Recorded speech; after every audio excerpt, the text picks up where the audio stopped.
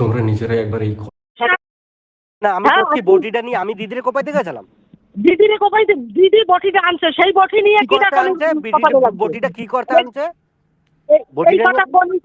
বটিটা কি করতে আনছে?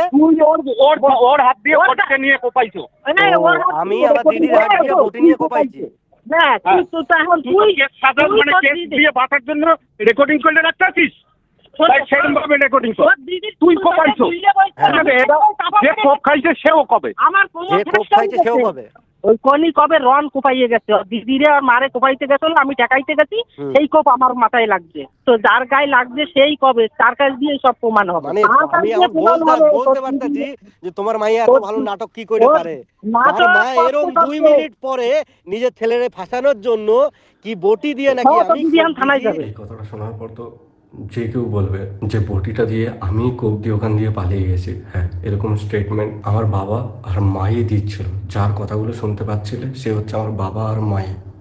তোমরা ভাবো, যদি নিজের মেয়ে কোপাতে এসেছিল সেই কেসটা ঘুরিয়ে যদি বলে আমি নাকি আমার দিদিকে আর মাকে কোপাতে গেছি, সে যদি এই কেসটাকে এরকমভাবে বানাতে পারে, আমি ভাবছি আমার বাবা আর মা দিদিকে বাঁচানোর জন্য আর কত ধরনের নাটক করবে আর কত নিচে নামবে। এ দিয়ে তোমরা আমায় ডিরেক্টলি কিছু বলেই দিতে পারো।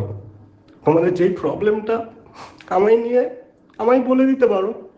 আমি চাই না অন্য কারোর হাতে নিজের জীবনটা শেষ হয়ে যায়। আমি চাই প্রথম দিয়েই তোমরা ভালো থাকো। সেটা তোমাদের ভালো থাকতে গেলে তোমাদের যা আমায় বলো আমি অবশ্যই করব, কিন্তু এরকমভাবে অন্তত আমায় ফাঁসিও না। ও তো গায়ে হাত তোলে, মারধর করতে পারবে বলে এরকমটা আমার মনে হয় না একেবারে। আমি তো ওর সাথে ধরো অনেকদিন ধরেই মিশছি, সেই দিক থেকে আমার মনে হয় না এই জিনিসটা করতে পারে বা কিছু। আমি জানি না পুরোটা তোমাদের ফ্যামিলির ব্যাপার কি হয়েছে। আমাকে যেটুকু কালকে রেকর্ডিং শোনালো তার সেখানে তো দেখলাম তুমি ওর কাছে ভিডিও করা আছে, সেই দেখে তোরে দেখাইছে। ওই দিদির মারধরের ভিডিওটা তো, হ্যাঁ হ্যাঁ ওটা দেখিয়েছে।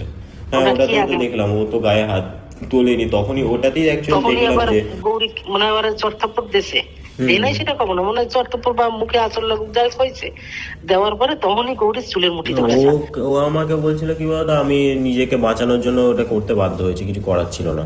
নিজের বাঁচানোর জন্য মানে ওরে এমন কি মারছ ওর দিদি, ওর মার তুই চিনিস ওরে মুখে যাচ্ছাতে অবস্থা দেখলাম। যাচ্ছাতে কি আমার বাড়ি ছিল আমি জানি না, একটা দাগ পড়ছে মুখে,